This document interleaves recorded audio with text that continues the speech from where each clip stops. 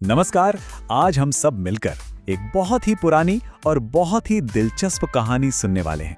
एक ऐसी कहानी जो आस्था, भाग्य और भक्ति की शक्ति के बारे में हमें बहुत कुछ सोचने पर मजबूर कर देगी। तो चलिए सोमवार व्रत की इस अद्भुत कथा के सफर पर निकलते हैं। अब कहानी में आगे बढ़ने से पहले एक सवाल है, एक बहुत बड़ा सवाल, कि क्या सच्ची भक्ति हमारी आस्था, सितारों में लिखे भाग्य को भी बदल सकती है? क्या वो रास्ता बदला जा सकता है जो पहले से तय लगता है? यही सवाल आप देखेंगे इस पूरी कहानी के दिल में है। तो हमारी कहानी का पहला हिस्सा हमें एक ऐसे धनी व्यापारी के पास ले जाता है जिसकी एक बहुत गहरी इच्छा थी और जिसकी आस्था सचमुच अटूट थी। जरा सोचिए, एक साहूकार है जिसके पास धन दौलत की कोई कमी नहीं, ऐशो आराम, मतलब सब कुछ है। लेकिन इतनी दौलत के बावजूद उसकी जिंदगी में एक बहुत बड़ा, एक गहरा खालीपन है। वो खालीपन था एक संतान का, और यही एक दुख था जो उसे अंदर ही अंदर खाए जा रहा था। और अपनी इसी एक इच्छा को पूरा करने के लिए उसने खुद को पूरी तरह से भक्ति के हवाले कर दिया।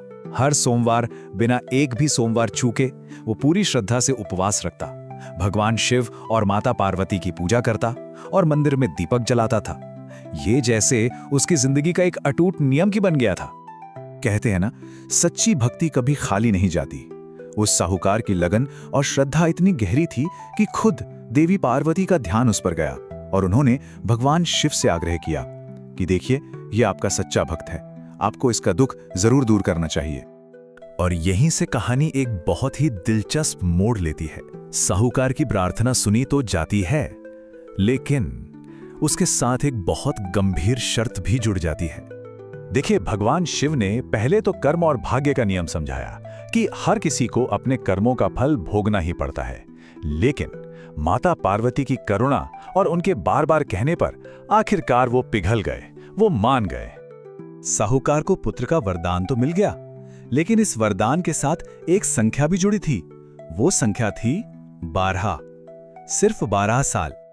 और इस संख्या का मतलब वाकई दिल दहला देने वाला था। भगवान शिव ने कहा कि उस बेटे की उम्र सिर्फ 12 साल की होगी।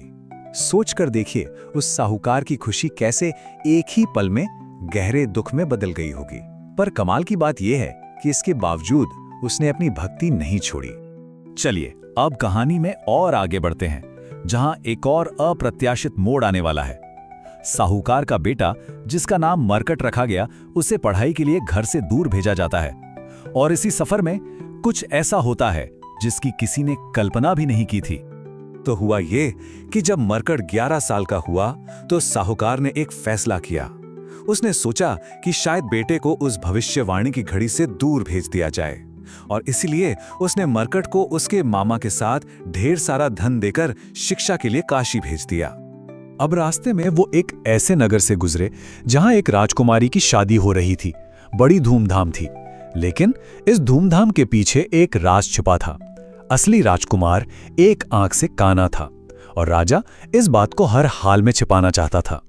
तभी उनकी नजर खूबसूरत मरकट पर पड़ी और बस उनके दिमाग में एक तरकीब आ गई।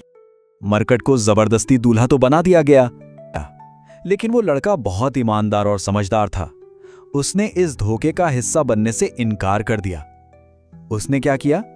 उसने चुपके से दुल्हन के पल्लू पर सारी सच्चाई लिख दी कि असली राजकुमार कान्हा है और वो तो काशी जा रहा है। और इस तरह वो इस धोखे का पर्दाफाश करके सीधा अपनी पढ़ाई के लिए काशी चला गया। और अब कहानी अपने सबसे अहम, सबसे मुश्किल पड़ाव पर पहुंचती है। आखिरकार वो घड़ी आ ही गई जब भविष्यवाणी को सच होना था। काशी में ठीक अपने 12वें जन्मदिन के दिन वो भविष्यवाणी सच हो गई। मरकट के प्राण चले गए। उसके मामा के दुख का तो कोई ठिकाना ही नहीं रहा। वो जोर जोर से रोने लगे। लेकिन कहते हैं ना, जहां सब कुछ खत्म होता दिखता है, वहीं से उम्मीद की एक नई किरण निकलती है। शायद भाग्य को कुछ और ही मंजूर था। ठीक उसी समय भगवान शिव और देवी पार्वती वहीं से गुजर रहे थे। जब माता पार्वती ने वो रोने की आवाज सुनी तो उनका दिल पिघल गया। उन्होंने एक बार फिर दखल देने का फैसला किया।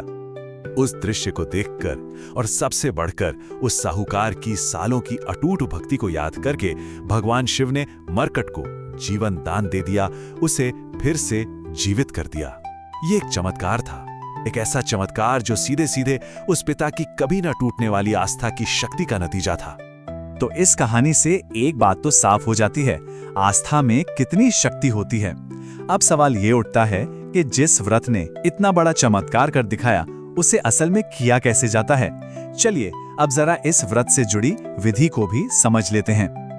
देखिए, इस पूजा के लिए कुछ खास चीजों की जरूरत पड़ती है, जैसे कि गंगा जल या कोई भी शुद्ध जल, पंचामृत यानी दूध, दही, शहद, घी, चीनी और हाँ, भगवान शिव को जो सबसे प्रिय है, बेलपत्र।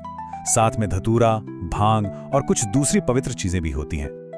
अच्छा, अब पूजा की जो पूरी प्रक्रिया है उसे हम मोटे तौर पर 4 हिस्सों में देख सकते हैं। सबसे पहला कदम है अभिषेक, जिसमें ओम नमः शिवाय का जाप करते हुए शिवलिंग को स्नान कराया जाता है। फिर आता है अर्पण, जिसमें चंदन, बेलपत्र, फूल वगैरह चढ़ाए जाते हैं। इसके बाद कथा और आरती का समय होता है और सबसे आखिर में क्षमा याचना, जिसमें किसी भी भूल चूक के लिए माफी मांगकर अपनी मनोकामना भगवान के सामने रखी जाती है। और हाँ, इस व्रत का एक बहुत जरूरी हिस्सा है उपवास। ये सूर्योदय से सूर्यास्त तक रखा जाता है और इसमें आमतौर पर अनाज और नमक नहीं खाया जाता, सिर्फ फल या फलाहार ही लिया जाता है। तो अब इस कहानी और इस पूरी विधि को एक साथ जोड़कर देखते हैं कि आखिर ये हमें सिखाती क्या है, इसका असल संदेश क्या है। कहानी का अंत बहुत ही सुखद होता है। मरकट, जिसे नया जीवन मिला था, उसी राजकुमारी से शादी करके घर लौटता है और उसके पिता, जिनकी अटूट आस्था ने आखिरकार भाग्य को भी मोड़ दिया, वो पूरे नगर में एक बड़ा उत्सव मनाते हैं। तो ये कथा हमें एक गहरे विचार के साथ छोड़ जाती है। जब हम सब अपने जीवन की मुश्किलों और चुनौतियों का सामना करते हैं, तो ये पुरानी कहानी हमें अपनी आस्था, अपनी दृढ़ता और उम्मीद की ताकत के बारे में क्या सिखाती है? इस सवाल पर सोचिएगा जरूर।